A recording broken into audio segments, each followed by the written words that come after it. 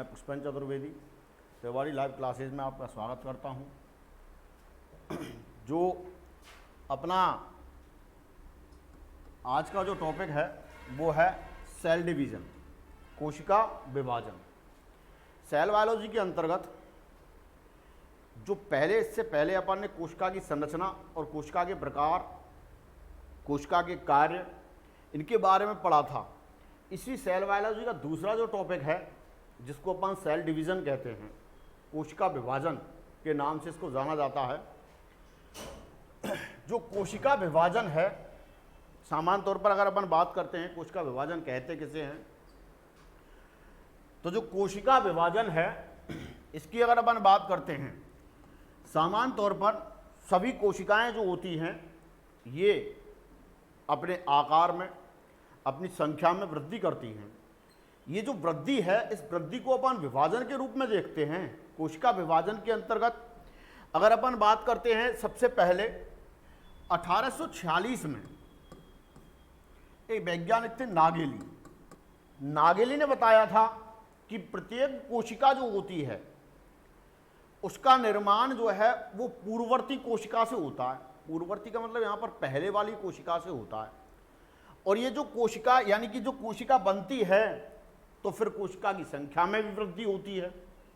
सामान्य तौर पर ये जो नागेली की बात थी, इस पर 1855 में रूडोल्फ बिरचॉफ ने जो कोशिका सिद्धांत था, सेल थ्योरी थी, उसमें एक शब्द था, एक वाक्य के रूप में इन्होंने ओमिनिस सेलुलाई सेलुला के नाम से एक वाक्य जोड़ा और इस वाक्य को नागेली की जो बात थी उसका समर्थन था। अर्थात प्रत्येक जो कोशिका है उस कोशिका का निर्माण उसकी पूर्ववर्ती कोशिका से होता है। तो यहाँ जो कोशिका विभाजन है, इस कोशिका विभाजन के अंतर्गत सबसे पहले अगर अपन बात करते हैं तो कोशिका विभाजन जो है वो प्रमुख रूप से 3 प्रकार का जो है वो कोशिकाओं में पाया जाता है। ये 3 प्रकार जो होते हैं उनमें असूत्री विभाजन होता है, समसूत्री विभाजन होता है और अर्धसूत्री विभाजन होता है। जो विभाजन है, इन विभाजनों के बारे में 1870 में वैज्ञानिक का नाम था स्ट्रासबर्गर। 1870 में स्ट्रासबर्गर जो थे, इन्होंने पादप कोशिका के अंदर, पादप कोशिका में कोशिका विभाजन की खोज की थी। 1870 में स्ट्रासबर्गर ने किसमें, जो प्लांट सेल थी उसमें कोशिका विभाजन की खोज की। 1882 में डब्ल्यू फ्लेमिंग, इन्होंने प्राणी कोशिका के अंतर्गत यानी जंतु कोशिका के अंदर कोशिका विभाजन को खोजा।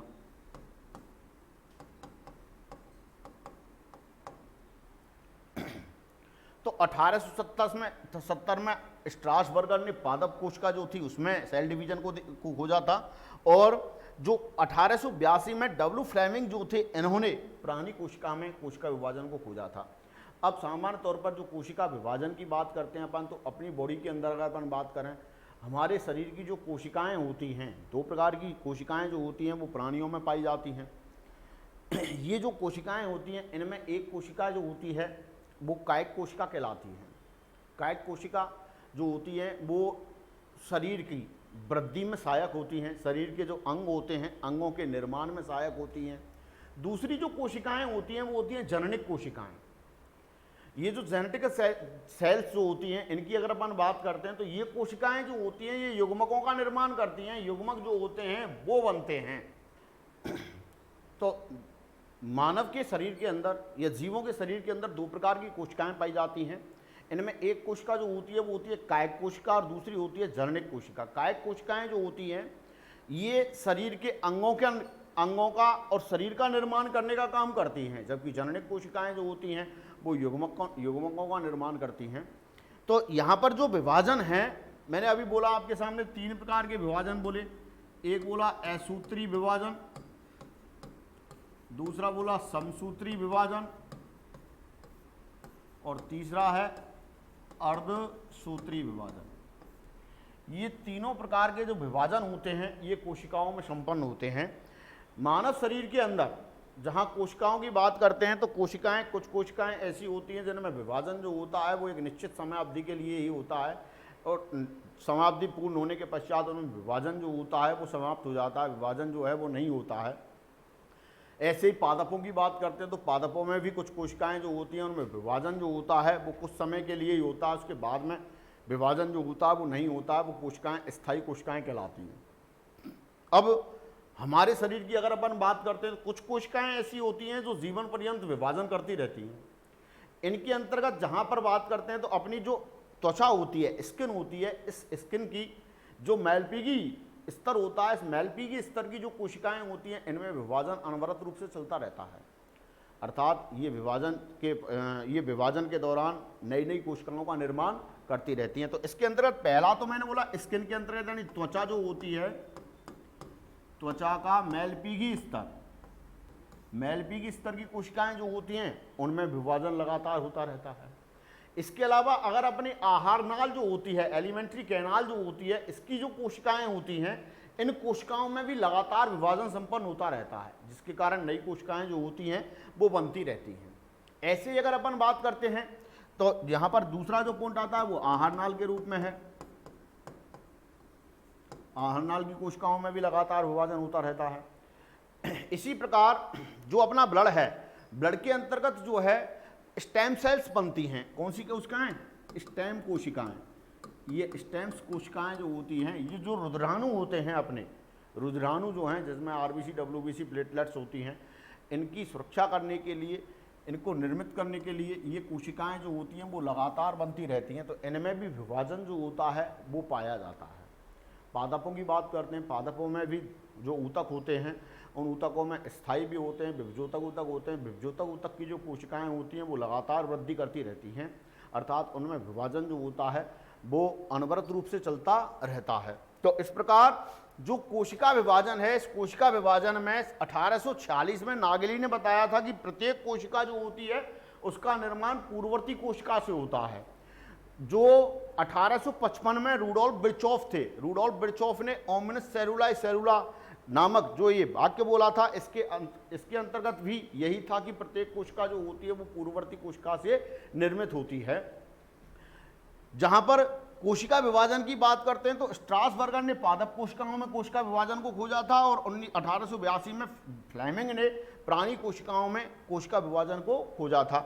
अब जो कोशिका विभाजन है ये होता क्या है, इसकी अगर अपन बात करते हैं तो सामान्य तौर पर देखिए, प्रत्येक कोशिका जो होती है इसमें विभाजन जो होता है वो सामान्य तौर पर जो देहिक कोशिकाएं या कायिक कोशिकाएं होती हैं उनमें अलग प्रकार से विभाजन होगा, जननिक कोशिकाएं जो होती हैं उनमें अलग प्रकार से विभाजन होगा। तो जो विभाजन है, इस विभाजन में ये जो प्रमुख रूप थे, कोशिका विभाजन के जो प्रमुख प्रकार थे, इसमें पहला नाम आता है असूत्री विभाजन, जिसको माइटोसिस सेल डिवीजन कहा जाता है।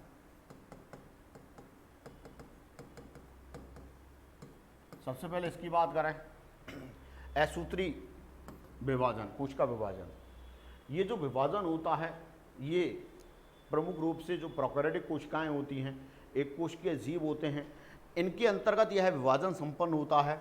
इस विभाजन के दौरान जो संपूर्ण कोशिका होती है, उस कोशिका की अगर अपन बात करते हैं तो ये जैसे संपूर्ण कोशिका है, इस कोशिका के अंदर ये केंद्रक है, केंद्रक के अंदर क्या भरा हुआ है, केंद्रक द्रव भरा हुआ है। केंद्रक झिल्ली और कोशिका झिल्ली के मध्य में क्या भरा हुआ है, कोशिका द्रव भरा हुआ है। तो ये जो विभाजन होता है असूत्री विभाजन, इसमें सबसे पहले जो केंद्रक होता है ये केंद्रक डंबलाकार आकृति का हो जाता है। कैसी आकृति का हो जाता है? डंबलाकार आकृति का हो जाता है। इस प्रकार जो है वो केंद्रक जो होता है संपूर्ण डंबल का आकार का हो जाता है, जिसके कारण इसका जो केंद्रक द्रव्य है वो भी इसमें चारों ओर बिखर जाता है। धीरे धीरे जो ये तो केंद्रक झिल्ली थी, ये डंबलाकार हुई। अब जो कोशिका झिल्ली होती है इसके अंदर भी एक विदीर्ण खांच जो होती है वो उत्पन्न होने लग जाती है।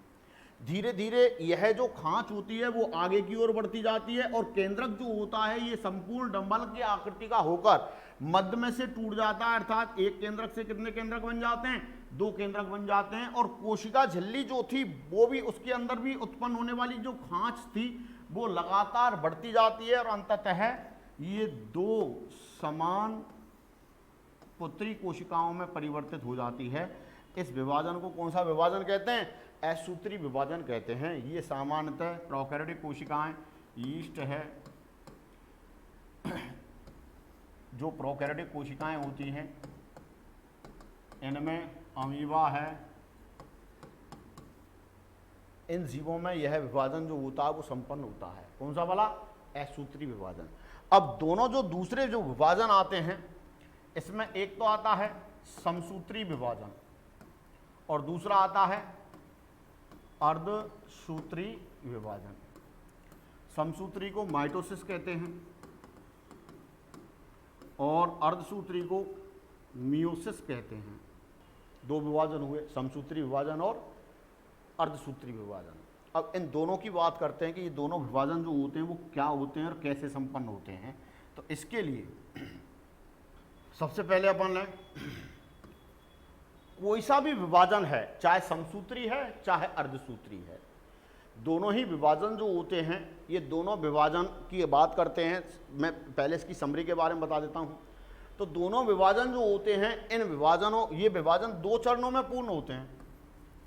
इसमें पहला चरण जो आता है वो आता है इंटरफेज, इसको कहते हैं अंतरावस्था। और दूसरा जो आता है वो आता है एम फेज। एम का मतलब मियोटिक है, यहां पर मियोटिक का मतलब मियोटिक, और मियोटिक का मतलब यहां पर ये होती है विभाजन प्रावस्था। तो यहां पर ये 2 चरणों में पूर्ण होता है, इंटरफेज और एम फेज, इंटरफेज और एम फेज। और ये दोनों चरण जो होते हैं, इन दोनों चरणों को सम्मिलित रूप से आप क्या कह सकते हो, कोशिका चक्र कह सकते हो, या सेल साइकिल के रूप में इसको जाना जाता है, कोशिका चक्र के रूप में। और कोशिका चक्र के पूर्ण होने पर ही कोशिका में विभाजन जो होता है वो संपन्न होता है। तो सबसे पहले इंटरफेज की बात करें। इंटरफेज क्या है? इंटरफेज जो होता है कोशिका में विभाजन से पूर्व की प्रावस्था है। ये इंटरफेज जो समसूत्री विभाजन और अर्धसूत्री विभाजन के दौरान कोशिकाओं में समान रूप से पाया जाता है। ये जो विभाजन होता है इंटरफेज की, इसकी बात करते हैं इंटरफेज प्रावस्था की। तो इसके अंतर्गत इसको अपन 3 चरणों में अध्ययन करते हैं इसका। एक होती है जीवन फेज, एक होती है एस फेज, और तीसरे नंबर पर आता है G2 फेज। जीवन प्राइमरी ग्रोथ प्रावस्था होती है, इसको प्राथमिक वृद्धि प्रावस्था कहते हैं। दूसरी आती है एस फेज, सिंथेटिक फेज होती है, यानी इसको अपन कहते हैं संश्लेषण अवस्था, संश्लेषण प्रावस्था। और तीसरी आती है, इसको कहते हैं G2 फेज। G2 का मतलब यहां पर सेकेंडरी ग्रोथ प्रावस्था है, ग्रोथ फेज है, अर्थात इसको अपन कहेंगे द्वितीयक वृद्धि प्रावस्था। ये तीनों उप प्रावस्थाएं जो होती हैं वो इंटरफेज के अंदर संपन्न होती हैं। और इन तीनों की अगर अपन बात करते हैं तो इन तीनों के दौरान जो होता है वो कोशिका के केंद्रक में उपस्थित जो डीएनए है, अर्थात जो आनुवंशिक पदार्थ है, उसका रेप्लिकेशन होता है, उसका द्विगुणन होता है, जिसके कारण जो केंद्रक है उसकी केंद्रक में जो आनुवंशिक पदार्थ है, डीएनए है, उसकी एक कॉपी जो होती है वो केंद्रक के अंदर निर्मित हो जाती है। किसके अंतर्गत? इंटरफेज प्रावस्था के अंतर्गत। अब यहां पर भी मेनली अपने को एक बात ध्यान देनी है, जैसे जीवन फेज है, इनके मध्य में यानी जीवन फेज और एस फेज के मध्य में एक और प्रावस्था आ जाती है, इसे G0 या विश्रांति प्रावस्था कहा जाता है, विश्रांति के नाम से जाना जाता है। सामान्य तौर पर देखिए G0 जो होती है, अगर ये G0 उप प्रावस्था जो है वो किसी कोशिका में संपन्न हो रही है तो वह कोशिका जो होती है वो विभाजित नहीं होगी, अर्थात वह एक तरीके से वो स्थायी कोशिका बन जाती है, उसमें विभाजन जो है वो संपन्न नहीं होता है। तो G0 जो है विश्रांति प्रावस्था के रूप में अगर अपन इसको जानते हैं, ये कोशिका जो ये जो उपप्रावस्था होती है ये किसी कोशिका में संपन्न होती है, लेकिन जिसमें संपन्न होती है वो आगे विभाजित नहीं होती है। जीवन यहाँ पर जो कोशिका होती है वो इस फेज को पूर्ण करने के पश्चात उसके सामने दो रास्ते होते हैं। एक के दौरान तो वो G0 के अंतर्गत प्रवेश कर जाती है और G0 के अंदर प्रवेश कर गई तो फिर उसमें विभाजन जो होता है वो संपन्न नहीं होगा। और दूसरा रास्ता जो होता है उसके दौरान वो किस में प्रवेश कर जाती है, एस फेज में प्रवेश कर जाती है। जो कोशिका एस फेज में प्रवेश करती है उसमें विभाजन जो होता है वो संपन्न होता है, और जो कोशिका जो होती है वो G0 में प्रवेश कर जाती है उसमें विभाजन संपन्न नहीं होता है। ठीक है, तो यहां पर जो जीवन फेज होती है ये डीएनए संश्लेषण से पूर्व की प्रावस्था मानी जाती है। डीएनए संश्लेषण से पूर्व की प्रावस्था होती है। एस फेज जो होती है इसमें डीएनए का संश्लेषण होता है, डीएनए का निर्माण होता है। और G2 फेज जो होती है ये डीएनए संश्लेषण से पश्च की प्रावस्था होती है, अर्थात ये जो कोशिका विभाजन है उस विभाजन से पहले की प्रावस्था मानी जाती है। संश्लेषण से पश्च की प्रावस्था है। इस प्रकार मैंने बोला जो कोशिका विभाजन है वो दो चरणों में पूर्ण हुआ, इंटरफेज और एम फेज। इंटरफेज जो अंतरावस्था है, इस अंतरावस्था की अगर अपन बात करते हैं तो उसको तीन उपप्रावस्थाओं में बांटा गया, जीवन फेज, एस फेज और G2 फेज। जीवन फेज जो होती है ये इसको प्राथमिक वृद्धि प्रावस्था कहते हैं, और एस फेज को संश्लेषण प्रावस्था कहते हैं, और G2 फेज जो होती है उसको द्वितीयक वृद्धि प्रावस्था कहते हैं। यहां से प्रश्न पुटअप किया जाता है कि जो कोशिका विभाजन है, या डायरेक्टली पूछा जाए अंतरावस्था की सबसे लंबी प्रावस्था कौन सी होती है। अंतरावस्था की सबसे लंबी प्रावस्था जो होती है वो जीवन फेज ही होती है। कौन सी होती है, जीवन फेज, ये सबसे लंबी प्रावस्था होती है। यानी संपूर्ण जो कोशिका चक्र होता है इसे पूर्ण होने में लगभग 30 से 40 घंटे का समय लगता है। 30 से 40 घंटे का समय लगता है। इसमें सबसे लंबी प्रावस्था जो होती है वो जीवन फेज होती है, इसे पूर्ण होने में 11 से 12 घंटे लगते हैं। यहां पर एस फेज जो होता है इसे पूर्ण होने में लगभग 7 से 8 घंटे लगते हैं। इसके अलावा G2 फेज जो होता है, G2 फेज जो है इसको अगर अपन बात करते हैं तो इसे पूर्ण होने में लगभग 4 घंटे का समय लगता है। शेष समय जो होता है वो एम फेज के अंतर्गत लगता है। एम फेज का मतलब यहाँ पर विभाजन उपप्रावस्था, जो विभाजन प्रावस्था होती है उसके अंतर्गत लगता है। तो मैंने बोला कोशिका चक्र जो होता है वो कितने समय में पूर्ण हुआ, 30 से 40 घंटे में। अर्थात एक कोशिका जो होती है वो एक नई कोशिका का निर्माण कितने समय में कर लेगी, लगभग 30 घंटे में कर लेती है। तो जो प्रश्न पुटअप किया जाता है वो ये पूछा जाता है इंटरफेज या अंतरावस्था की सबसे लंबी प्रावस्था या कोशिका चक्र की सबसे लंबी प्रावस्था कौन सी होती है। तो कोशिका चक्र की सबसे लंबी उपप्रावस्था जो होती है वो कौन सी होती है, जीवन फेज होती है। कौन सी है, जीवन फेज है। तो एक तो ये हो गई इंटरफेज। अब दूसरा नाम आता है, इसको कहते हैं अपन एम फेज या विभाजन प्रावस्था। इसकी अगर अपन बात करते हैं तो इसके दौरान देखिए जो विभाजन प्रावस्था है ये प्रमुख रूप से 4 चरणों में पूर्ण होती है। इंटरफेज यानी डीएनए संश्लेषण के पश्च की प्रावस्था होती है, और ये जो विभाजन प्रावस्था है इसके जो 4 चरण होते हैं इनको पहले 2 भागों में बांटा जाता है, और ये 2 भाग जो होते हैं इनको इस प्रकार से बांटा जाएगा। पहला आता है, इसको कहते हैं अपन कैरियोकाइनेसिस, दूसरा है साइटोकाइनेसिस। कैरियोकाइनेसिस की बात करते हैं तो कैरियोकाइनेसिस को हिंदी में कहते हैं केंद्रक विभाजन, केंद्रक विभाजन। और दूसरा है साइटोकाइनेसिस, इसको कहते हैं कोशिका द्रव्य विभाजन। तो 2 चरणों में बांट दिया विभाजन प्रावस्था को, केंद्रक विभाजन और कोशिका द्रव्य विभाजन। जो केंद्रक विभाजन होता है, जैसे ये कोशिका है, इस कोशिका के अंदर ये केंद्रक है, तो पहले तो इस केंद्रक का विभाजन होगा और उसके बाद में ये जो कोशिका द्रव्य होता है इसका विभाजन होगा। केंद्रक विभाजन जो होता है, इस केंद्रक विभाजन को फिर पुनः 4 चरणों में बांट दिया जाता है। पहला होता है इसको कहते हैं प्रोफेज। दूसरी उपप्रावस्था आती है मेटाफेज, तीसरी है एनाफेज और चौथी है telophase. Prophase, metaphase, anaphase, telophase. Prophase को हिंदी में पूर्वावस्था कहते हैं, इसको मध्यावस्था कहते हैं, इसको पश्चावस्था कहते हैं और लास्ट में जो टीलोफेज है इसको अंत्यावस्था कहते हैं। कौन सी? अंत्यावस्था के नाम से इसको जाना जाता है। तो ये चार उपप्रावस्थाएं जो होती हैं वो केंद्रक विभाजन के अंतर्गत संपन्न होती हैं। जब केंद्रक का विभाजन होता है, केंद्रक जो होता है वो भागों में बढ़ जाता है, तो उसके पश्चात फिर किसका विभाजन होगा? कोशिका द्रव्य का विभाजन होगा, यानी साइटोकाइनेसिस की प्रक्रिया संपन्न होगी। और ये दो विधियों के द्वारा संपन्न होती है।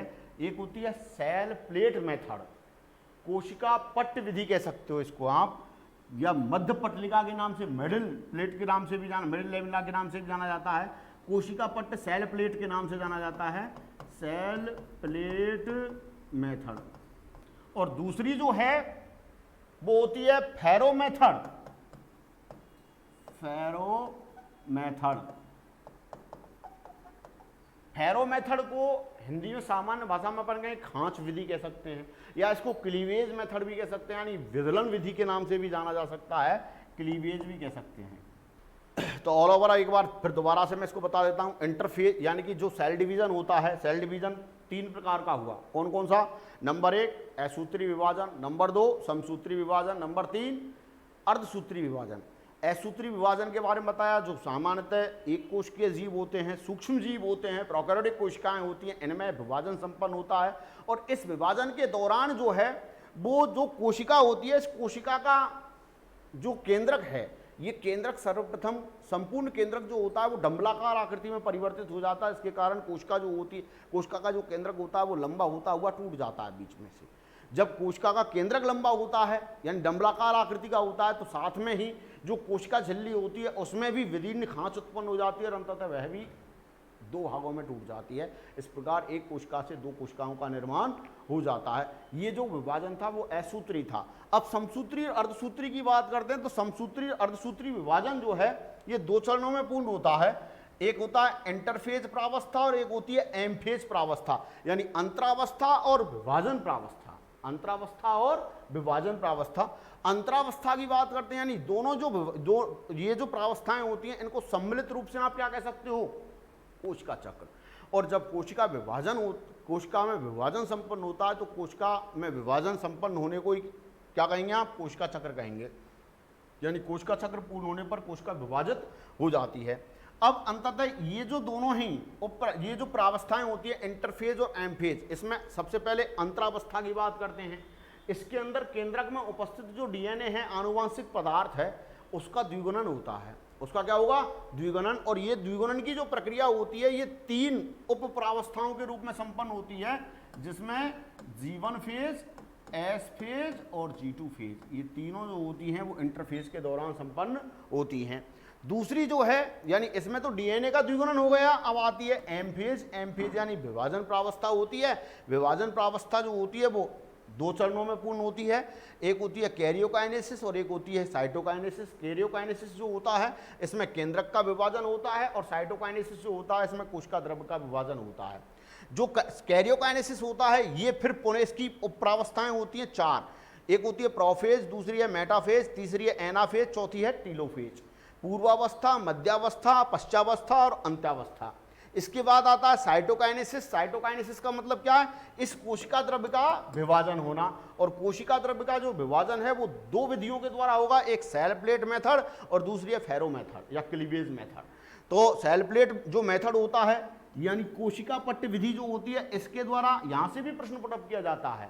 जो पादप कोशिकाएं होती हैं यानी प्लांट सेल जो होती है, उसमें कोशिका द्रव्य का विभाजन किस विधि के द्वारा होता है? नाम आएगा सेल प्लेट मेथड। इसमें प्लांट होते हैं, इन प्लांट्स में प्लांट सेल जो होती है उनमें कोशिका द्रव्य का विभाजन कौन सी विधि के द्वारा हुआ?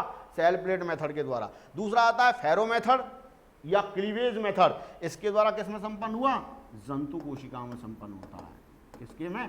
जंतु, यानी एनिमल सेल्स जो होती हैं उनके अंतर्गत जंतु जो एनिमल सेल्स होती हैं इनमें फेरो मेथड या क्लीवेज मेथड के द्वारा कोशिका द्रव्य का विभाजन संपन्न होता है। ठीक है, तो अब जो है वो विभाजन जो थे समसूत्री और अर्धसूत्री, प्रमुख रूप से असूत्री के बारे में अपन ने पढ़ा, समसूत्री और अर्धसूत्री जो थे इनमें ये सभी उपप्रावस्थाएं आएंगी और इनको अपन जो है वो बारी बारी से अपन पढ़ेंगे।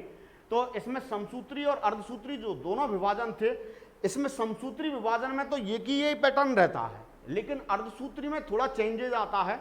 अर्धसूत्री में इंटरफेज तो वही चलता है, लेकिन एम फेज जो होती है उसमें परिवर्तन आ जाता है। एम फेज जो होता है वो 2 चरणों में पूर्ण होता है और वो 2 चरण जो होते हैं वो मियोसिस फर्स्ट और मियोसिस सेकंड के नाम से जाने जाते हैं। उनको अपन जो है वो डिटेल में पढ़ते हैं नेक्स्ट वीडियो में। Okay, thanks.